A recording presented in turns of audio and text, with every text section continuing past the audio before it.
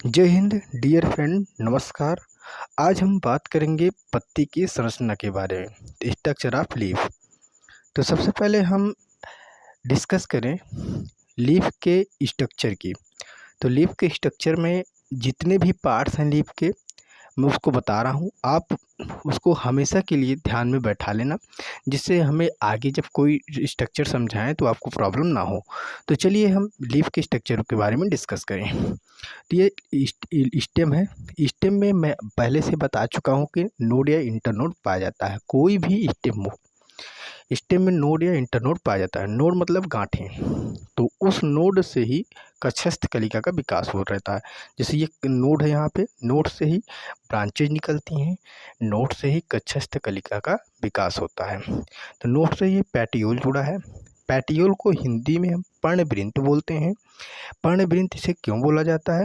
क्योंकि पत्ती इसी डंठल से लगी हुई होती है। इस डंठल का नाम इसीलिए पर्णवृंत इसे कहा जाता है। तो जहाँ से जिस स्थान से पत्ती का पर्णवृंत लगा होता है, वो तने और पर्णवृंत के बीच वाले स्थान को पर्णाधार या लीफ बेस कहा जाता है।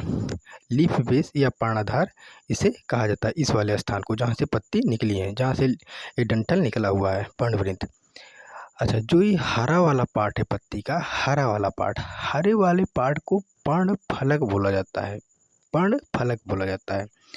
इसे इंग्लिश में लैमिना बोला जाता है।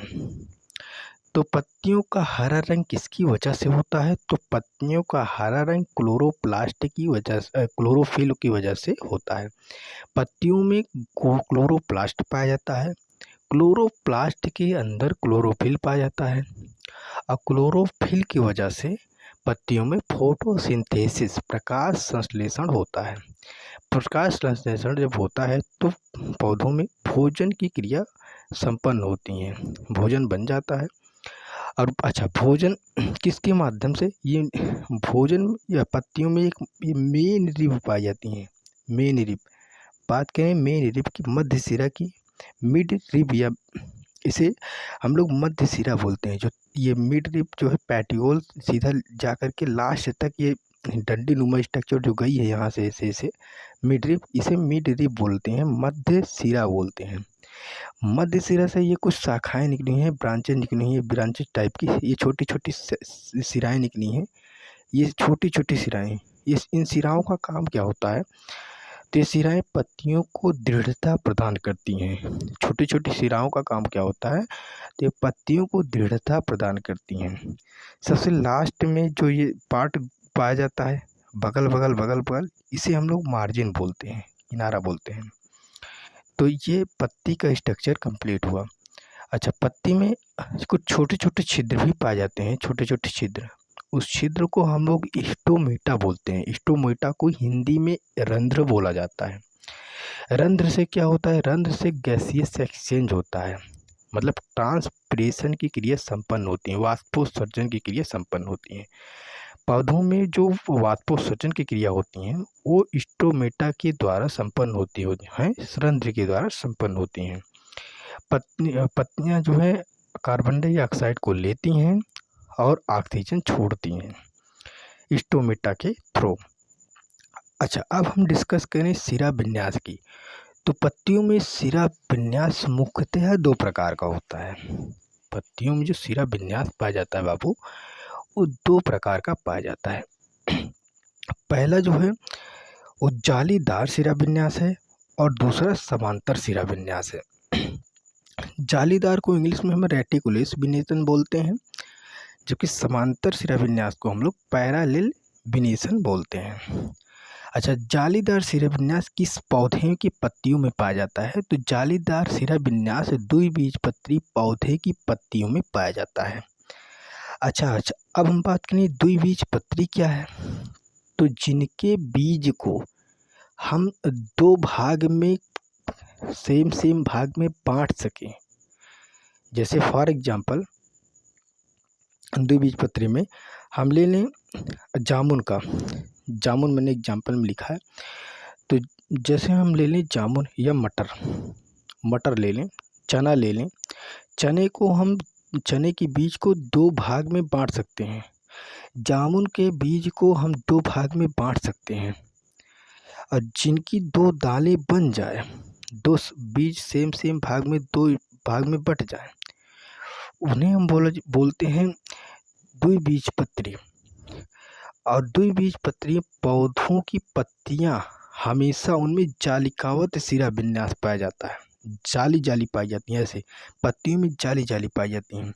एक मेन रिप पाई जाती है, मध्य शिरा के बगल से एक शिरा निकली होती है। उन शिराओं के बगल से ढेर सारी शिराएं निकली होती हैं। शिराओं का काम क्या होता है कि पत्तियों को दृढ़ता प्रदान करते हैं। और काम क्या होता है कि ये पत्तियों में भोजन को ले जाने का काम करते हैं, जल को ले आने का काम करते हैं।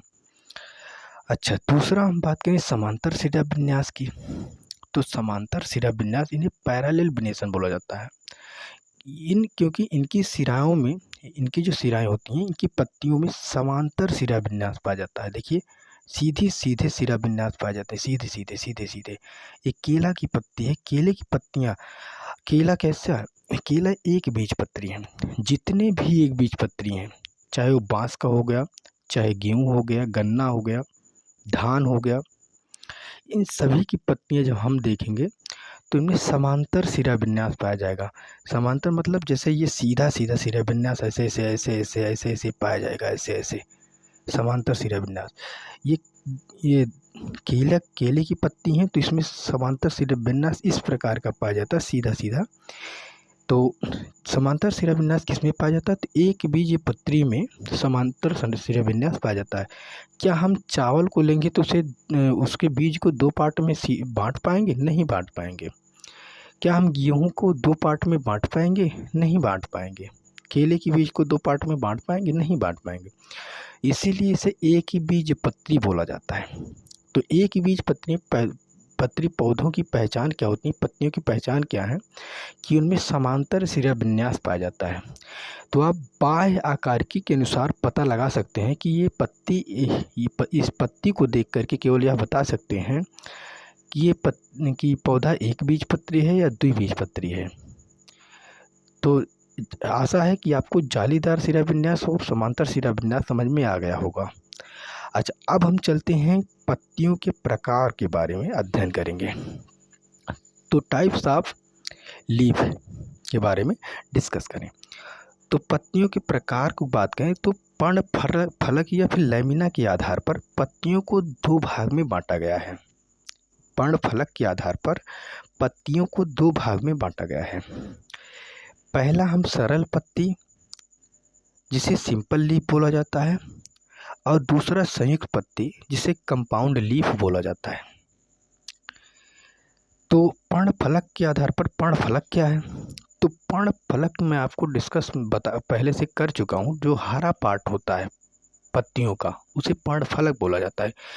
अगर यूँ डिस्कस करें तो ये मार्जिन जो है, अगर ये मार्जिन सिंपल है, एकदम चिकनी है, एकदम सीधी मार्जिन है पत्तियों में, तो जिनकी पत्तियों में मार्जिन कहीं कटा पिटा नहीं होता है, एकदम सिंपल होती हैं, उन्हें हम सरल पत्ती बोलते हैं, सरल लीफ बोलते हैं।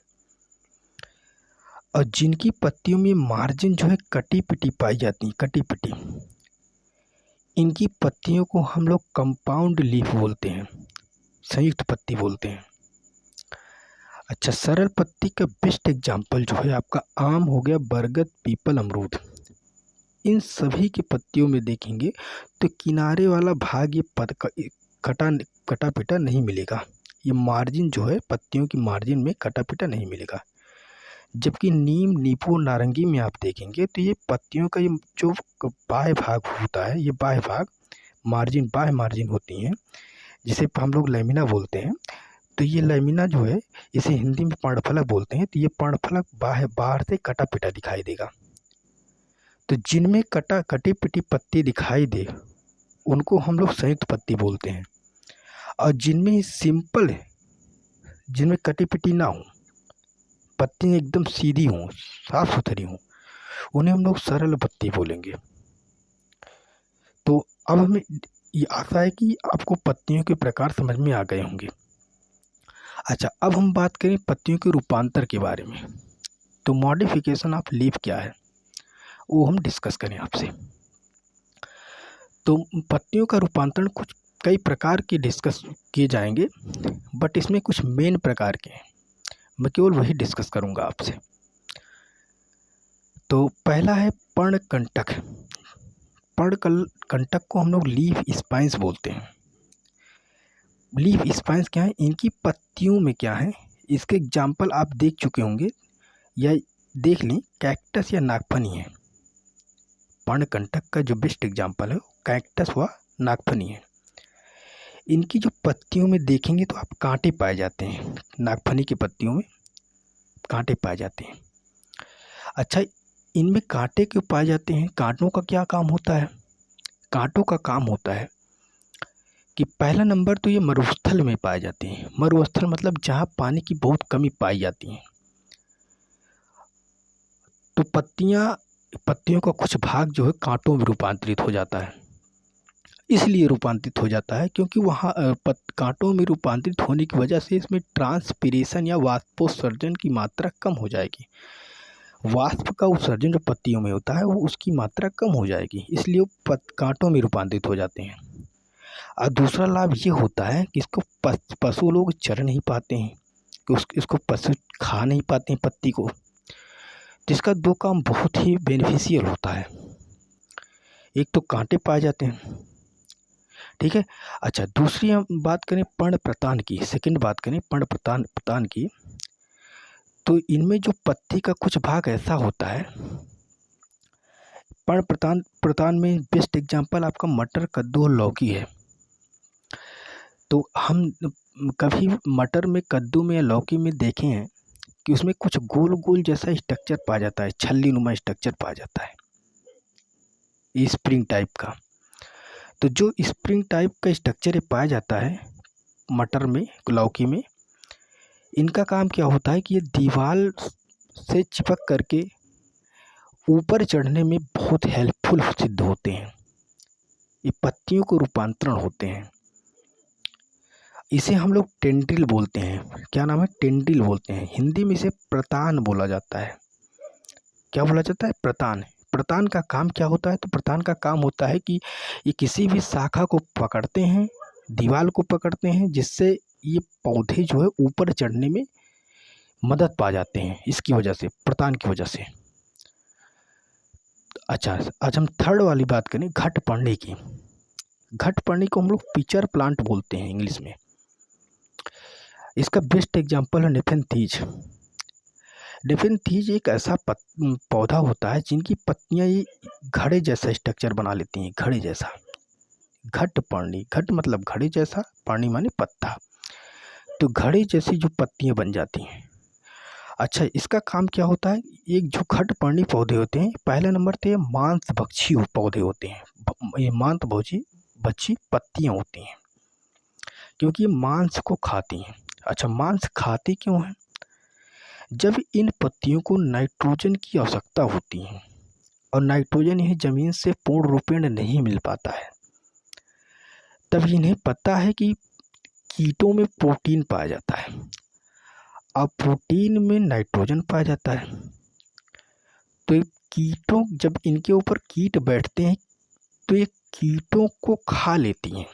जैसे इसके ऊपर यहाँ पे कीट बैठा तो ये बाह्य ढक्कन जो इस पे तुरंत बंद हो जाएगा और इनमें डाइजेस्टिव ग्लैंड्स पाई जाती हैं, पाचक ग्रंथियाँ पाई जाती हैं, और डाइजेस्टिव ग्लैंड से डाइजेस्टिव जूस निकलता है, पाचक रस निकलता है। वो पाचक रस इसको पचा देता है कीट को, और जब वो पचा देता है तो इनको नाइट्रोजन मिल जाता है। उसके बाद हम बात करें ब्लैडरवर्ट की। ये भी ब्लैडरवर्ट भी एक मांसभक्षी पौधा होता है, मांस को खाता है। इस पौधे में भी इनकी पत्तियां ब्लैडर जैसा स्ट्रक्चर धारण कर लेती हैं, थैली जैसी स्ट्रक्चर धारण कर लेती हैं। जैसे ही कोई कीट इसके ऊपर, पत्ती के ऊपर बैठता है, तुरंत ही इसके अंदर रख लेती हैं, और अंदर रख लेती हैं। इसके अंदर कुछ फ्लूइड भरा होता है जो कीट के आते ही बाहर निकल जाता है, और इनमें डाइजेस्टिव जूस इसमें भी पाई जाती हैं, पाचक रस पाया जाता है। और पाचक रस का काम होता है कि इस कीट को पचा देता है। अच्छा, हम बात करें पाँचवें रूपांतरण की, तो पाँचवां रूपांतरण है Venus fly trap. Venus fly trap का काम क्या है? तो ये इसका बेस्ट एग्जांपल डायनिया ड्रोसेरा है। ये भी कीट भक्षी पौधा होता है, मांस भक्षी पौधा होता है, क्योंकि इसके ऊपर भी जब ये कीट बैठते हैं तो ये अपने आप को जैसे बंद कर लेता है, ऐसे जैसे ऐसे अपने आप को ऐसे जो रहता है तो ऐसे बंद कर लेता है। ऐसे जब ये अपने आप को बंद कर लेता है तो कीट इसके अंदर रह जाते हैं और उसको खा लेता है। खाता क्यों है? क्योंकि इसको नाइट्रोजन की आवश्यकता होती है और ये जानता है कि कीटों में प्रोटीन पाया जाता है और प्रोटीन से हमें नाइट्रोजन मिल जाएगा। इसलिए क्या काम करता है? इसलिए ये कीटों को खा लेता है, तो इसे नाइट्रोजन का फिक्सेशन हो जाता है, नाइट्रोजन इसको मिल जाता है, नाइट्रोजन की आपूर्ति हो जाती है। आशा है कि आपको इस वीडियो से बहुत कुछ सीखने को मिला होगा। तो आप इस चैनल को सब्सक्राइब कर लो, जिससे आने वाला कोई भी वीडियो हो आपके पास नोटिफिकेशन पहुंच सके। तो चलिए, धन्यवाद।